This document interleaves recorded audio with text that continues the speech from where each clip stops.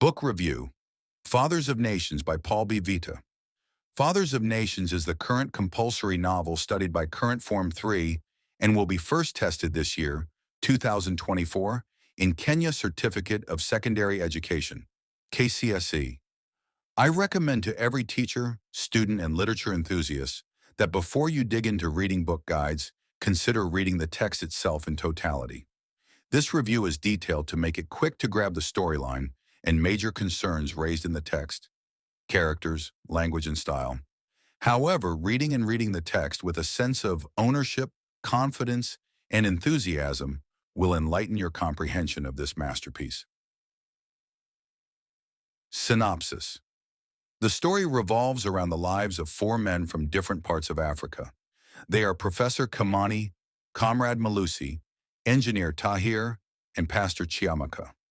All of them have either had ruthless encounters with their governments, injustices imposed on them, or economic jeopardy. They want African heads of state at the summit to ratify and adopt the document that could transform the continent's economic structures. They are all checked in at the Seamount Hotel, Banjul, in different wings and floors. They don't know each other except for their guide, who knows them all. They have suffered initially in different ways under the current political systems in their respective countries. This is a motivation against their respective governments, hence the urge to press for possible changes. Dr. Afolabi Abiola is abandoned by his American wife, Pamela. Professor Kamani from Kenya has lost his wife, Adio Amandi, to newborn Walomu, a former university colleague who is now a politician. His daughter Tuni dies in a fatal accident. Pastor Chiamaka is a fierce man who is jailed for his outspokenness against the government. He is deterred from preaching too. Comrade Ngoble Malusi, once a big-time politician, suffers at the hands of the new head of state, loses his wife Zaliza in a massacre, and his Ndebele people are ruthlessly suppressed and murdered by the head of state's direct order.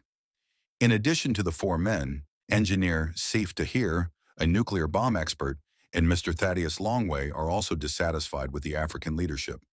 They are assisted by the VOA journalist Fiona McKenzie and Nicholas Sentinel, who in one accord plan to front their agenda contained in a rival document, Path Alpha, against Way Omega, before the heads of the summit held in Gambia's capital of Banjul.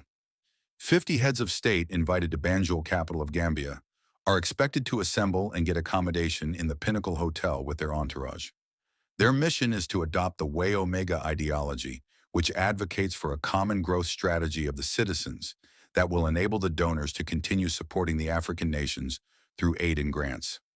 The ideology is fronted by Minister Zinto, who claims that the strategy was well thought out by experts. Most heads of African states seem to be aged and have overstayed in power. Led by President Didier Bangura, who is depicted as senior, Debo Dibonso, who had ruled for 40 years, King Jemba IV, a king for life, and President Wasi Wasi, who has committed all sorts of atrocities, including authoring many coups. Many African countries are led by dictators, old leaders, or poor political systems. Path Alpha, a counter-ideology emanating from AGDA, Agency for Governance and Development in Africa, championed by Mr. Tad Longway, finds its way into the summit and is engaged by the heads of state.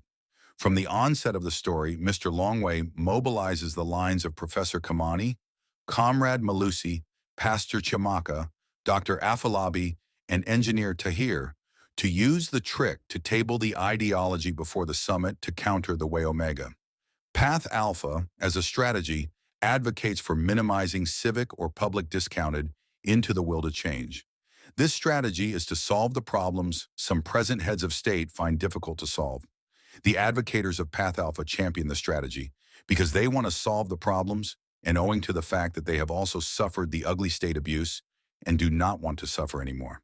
The summit comes to a close in an unprecedented way, whence the Fathers of Nations set up a committee to bring the long debate of adopting Way Omega or Path Alpha to a conclusion.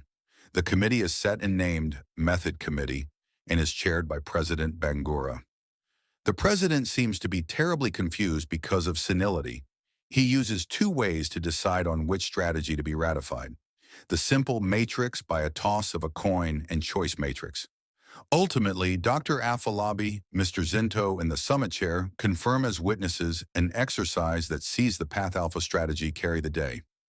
Denotatively, the win of Path Alpha is a sign of victory to the ordinary citizen.